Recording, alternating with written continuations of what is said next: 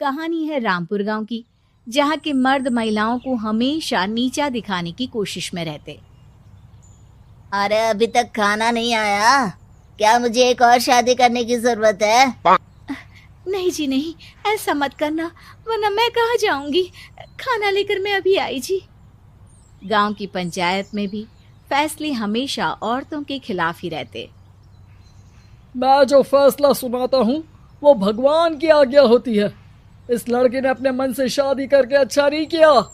लड़के को घर भेज दो और इसकी शादी इसकी जाति की किसी लड़के से करवा दो, लेकिन ये लड़के, इसे तो गांव के बाहर निकाल दो। नहीं नहीं जमींदार साहब, ये क्या बोल रहे हैं? ऐसा नहीं हो सकता। मेरी बेटी मासूम है, इसे अच्छे बुरे की समझ नहीं है। अरे कहाँ जाएगी ये बेचारी? कहाँ जाएगी? इतनी चिंता है तो पूरे परिवार का गांव निकाला कर देते हैं। बेचारे पूरे बसे बसाए परिवार को गांव छोड़ना पड़ता है।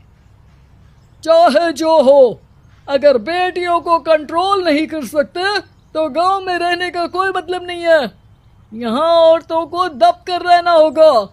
कोई भी अपने हिसाब से कुछ नहीं कर सकता, सब ईश्वर की मर्जी से ही होगा।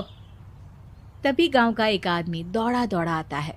सरपंच साहब, जमींदार साहब, वो कालिया है ना, उसकी बेटी पढ़ने के लिए शहर जा रही है। अच्छा, ये कब हो गया? और कालिया की हिम्मत कैसे हो गई ऐसा करने की?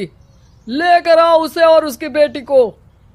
बस फिर क्या था, हाजिर हो जाते हैं कालिया और उसकी बेटी सरपंच के सामने। और कालिया, ये क्या सुनने में आ रहा है? बेटी को इंजीनियर बना रहा है तू? और ये बता, गांव में तो स्कूल नहीं है, फिर कहां से इतनी क्लास पास कर गई तेरी बेटी? राधा, जो कि कालिया की बेटी है, उसे लगता है कि सरपंच उसकी तारीफ कर रहे हैं। सरपंच जी, मैंने ऑनलाइन पढ़ाई की है, डिस्टेंस लर्निंग से। सभी में मैंने अच्छे नंबर पाए हैं, जिसे देखते हुए शहर की इंजीनियरिंग कॉलेज में मुझे स्कॉलरशिप मिली है। वाह जी वाह, क्या होती है ये? पहले तो ये बताओ, फिर आगे की बात करते हैं। पूरा गांव राधा की बात सुन रहा था और राधा बोलती जा रही थी। तो ऐसे मैं फ्री में एक अच्छी शिक्षा लेकर गांव में जो कुछ परेशानियां हैं, जैसे बिजली, पानी और इंटरनेट जैसी समस्याओं के लिए काम करूंगी। मैं गांव को शहर से जोड़ने के लिए पुल का निर्माण करवाने का प्रस्ताव रखूंगी। मुझे पूरी उम्मीद है कि जल्द ही हमारा गांव भी तरक्की की राह पर चल पड़ेगा। राधा की बात सुनकर सारे गांव वाले ताली बजाने लगते हैं। सरपंच को समझ नहीं आता कि वो क्या करे। चुप रह नादान लड़की, गांव के खिलाफ जाने के लिए तुझे गांव से बेदखल कर दिया जाएगा, वो भी पूरे परिवार के साथ। और हाँ, अगर ठीक से गांव में रहना चाहती है तो ये पढ़ाई लिखाई छोड़ दे। हम तेरे लिए गांव का कोई होनहार लड़का देखेंगे। तभी गांव का एक आदमी बोल पड़ता है। अरे नहीं नहीं सरपंच जी, राधा बिटिया जो बता रही है, अगर वैसा हो जाए तो हम लोगों को पैसा कमाने के लिए बाहर नहीं जाना पड़ेगा। हाँ जी, और ना ही कोसों दूर पानी के लिए भटकना पड़ेगा। हमारे बच्चे भी अच्छी पढ़ाई कर सकेंगे और आगे बढ़ेंगे, ना कि हमारी तरह खेती करते बैठेंगे। क्यों गांव वालों, राधा बिटिया का साथ देना चाहिए ना। सरपंच देखता है कि गांव राधा के साथ है तो वो चुप हो जाता है। वो घर आकर अपने सलाहकार से बात करता है, जो बहुत ही चालाक किस्म का इंसान होता है। अरे सरपंच साहब, आपको बहुत ही होशियारी से काम लेना पड़ेगा। एक बार गांव तरक्की कर गया, यहाँ के बालक पढ़ लिए तो कोई ना पूछेगा आपको।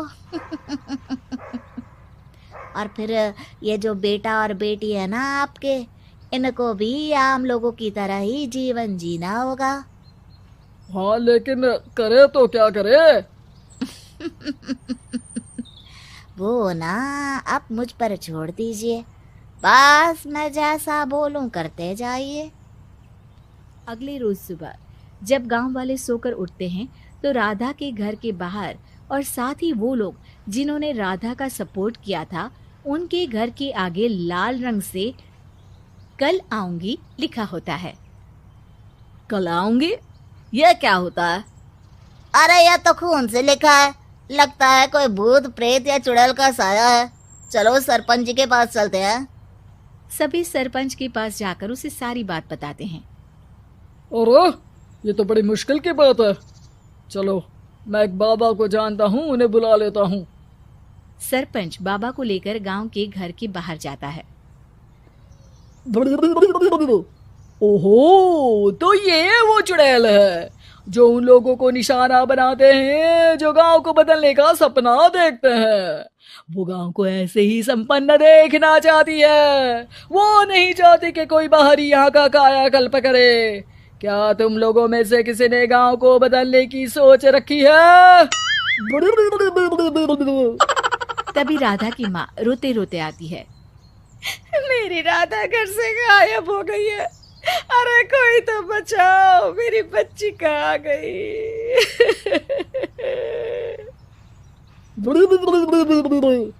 ले गई वो चुड़ैल, तेरी बच्ची को ले गई। अब वो उसे श्रापित करके छोड़ेगी, उस पर चुड़ैल का साया हो जाएगा। तभी बुरी सी हालत में राधा भी वहां आ जाती है। उसके बाल चुड़ैल की तरह फैले होते हैं और कपड़ों में खून लगा होता है। सभी राधा को देखकर डर जाते हैं। माँ, पता नहीं मुझे कौन उठा कर ले गया था। अरे दूर दूर हो जा चुड़ैल, अब हम लोग इस गांव में नहीं रुकेंगे। अरे कैसी बातें कर रहे हैं आप? कल तो आप मेरे भरोसे गांव का हुलिया बदलने, अपने बच्चों को पढ़ाने और तरक्की उन्नति की बात कर रहे थे, तो आज क्या हो गया आपको? ये फिर तुम लोगों को बहकाएगी।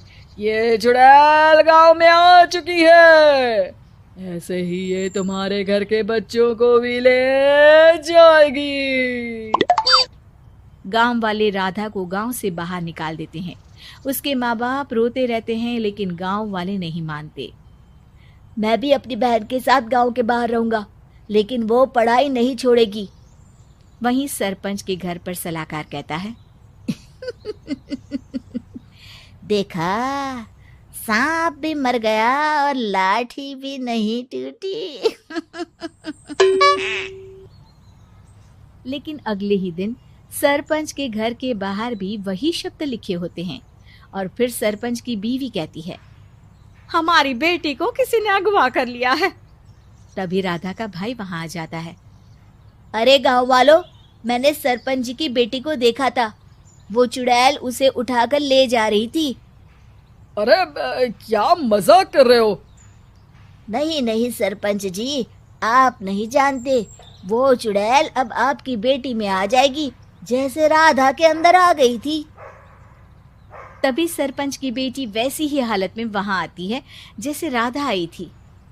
पापा, पता नहीं कैसे मैं गायब हो गई थी।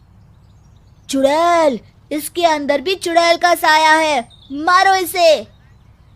अरे नहीं नहीं, इसे भी राधा के पास गांव के बाहर ही भेज दो। अरे चुप रहो, मेरी बेटी कहीं नहीं जाएगी और चुड़ैल वुड़ैल कुछ नहीं होता है। अरे कैसे बात कर रहे हो सरपंच जी?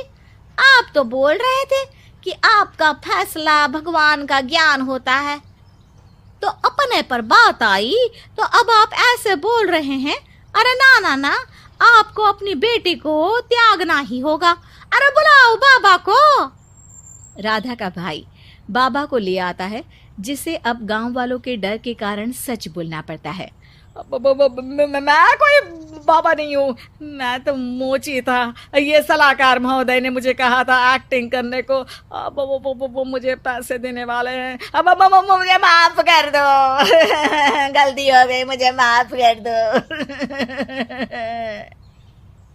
तभी वहां राधा आ जाती है। देखा सरपंच जी, जब गांव के बच्चे साक्षर होंगे तो आप जैसे लोगों की चालाकी नहीं चलेगी।